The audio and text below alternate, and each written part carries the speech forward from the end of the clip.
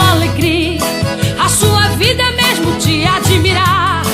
E até mesmo antes de começar o dia, ela já dobra o joelho e vai buscar. O anjo desce e começa a cortar o laço, quando ela ora pela igreja e pelos seus. E nada pode abalar a sua fé, porque ela é uma santa mulher de Deus. Mulher de Deus, como é grande a sua fé.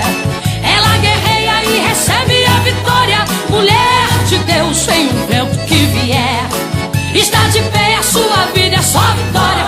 Mulher de Deus, como é grande a sua fé. Ela guerreia e recebe a vitória. Mulher de Deus, vem o vento que vier, está de pé, a sua vida é só vitória.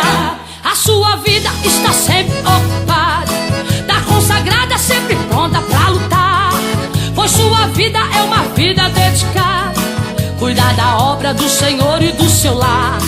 Se o inimigo vem para lhe atacar, ela resiste com o escudo da fé.